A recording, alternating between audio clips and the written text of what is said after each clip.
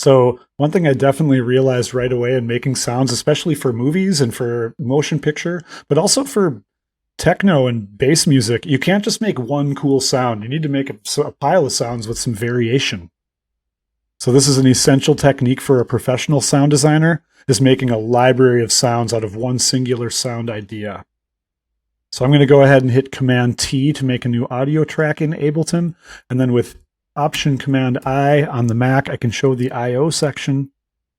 And in the I/O section, the input and output section, I can take audio from 26 Ocelot, which is the track that I was just playing around with, and I can arm it to record. And now I can start recording.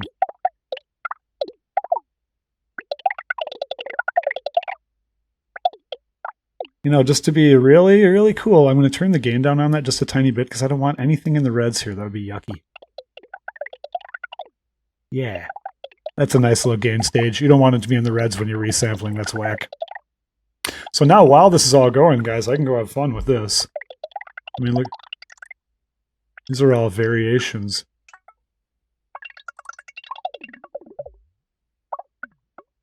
You know, these are all fun sounds that I can play around with.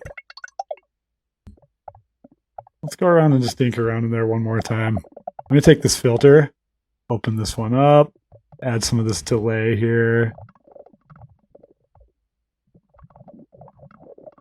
Yeah. So now we're getting into some cool crispies. So, okay, cool. Look at this recording I've got now. It's a bunch of samples. It's a bunch of material.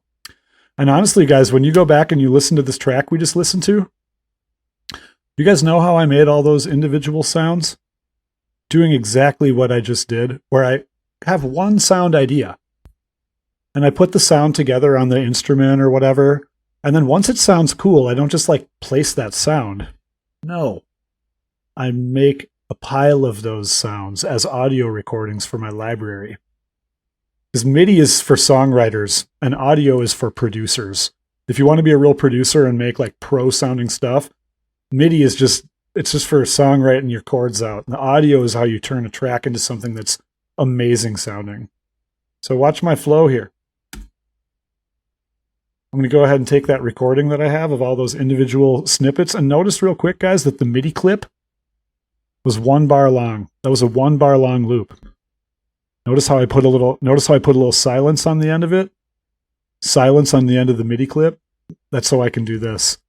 Everybody watch. I'm going to grab this orange clip, this new one I just made, and I'm going to come over here to the arrangement view and just drop it onto the timeline.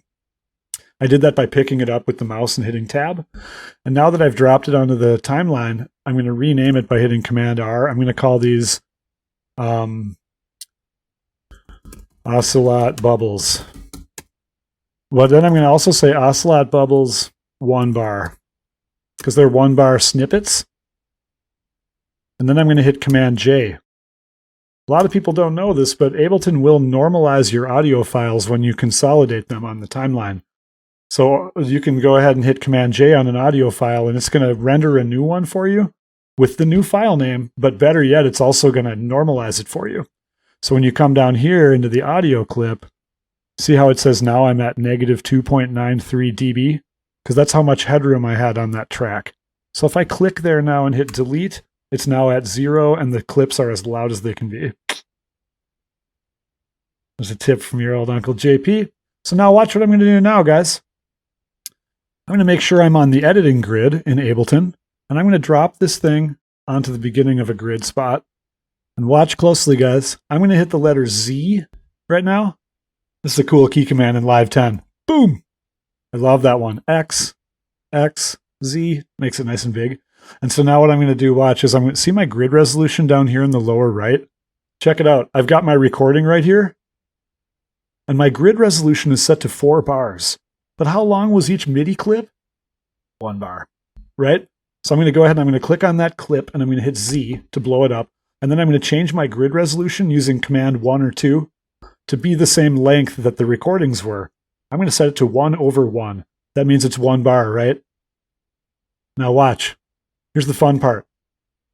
This is actually the not fun part. There will be a key command for this in like 2 weeks. But if you click on the arrangement view and move that insert point around with your arrow keys, you can use Command E to split the clips. So I'm going right, Command E, right, Command E, right, Command E.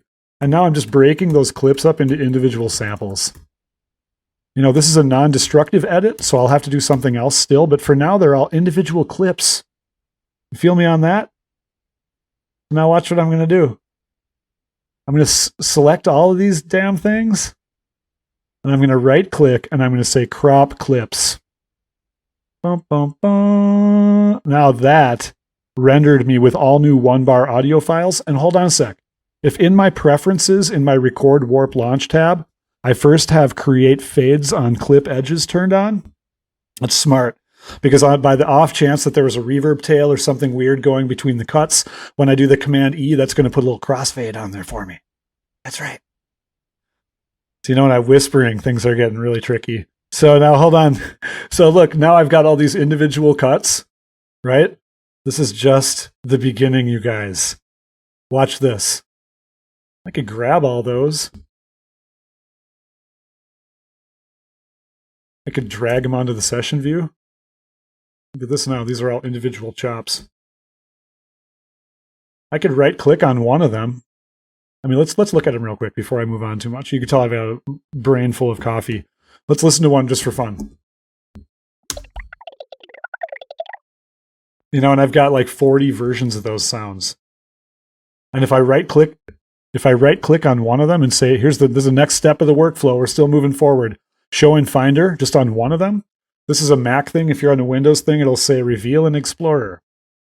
But now I can pull this up, and you can do this on a Windows or a Mac machine, but you can pull this up, and if you go up on the top here, if you're on a Mac, you might need to hit Command 2 if you're on Command 3 or 4 or whatever your view is on. Command 2 will go to the PC-esque rows view, and then you can go up here to right-click and sort. Make sure you're showing kind. Because then what you can do is if you click on kind, it'll separate all the ASD files, all those Ableton sample files from the waves. You know what I mean? By default, this folder is going to be mixed up with all these ASD files, Ableton sample data files. You don't want those. So if you sort by kind, it's going to parse that list. It's going to separate them for you. And now you can see all these that were created at 733. I can shift click on all those buggers. And they're named pretty nicely. Ableton Live 10 now has this new naming methodology where it puts the date and time in on the file name. That is awesome. But if you didn't want that, if I was making a sample pack, I wouldn't want the date and time on the samples. That would be ghetto. You know what I mean? So look what I can do now with OS X. I can select all the sounds I just made, and I can right click and I can rename. This is the gangster shit right here. And now you can choose, instead of replace text, just choose format. And I'm going to call this Ocelot Bubbles. And then starts at number 1. Rename. Booyah! Look at that. Now I just renamed that whole pile of sounds to be exactly the way I like them. And then I can go over to my user library and my Abletons.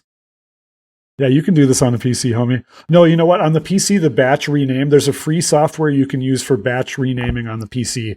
And I can't remember what it's called, but do batch rename Windows 10 or something. It's free.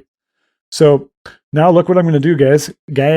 I'm going to go over to my user library in Ableton. And in there, you guys will all have a samples folder too. So I told the world I'd keep my Groove Pool window open so my OBS face isn't over the whatever. But look, I've got my samples up here. You guys will have that too, user library samples. I've already got a folder for squishies because I just love those squishy sounds.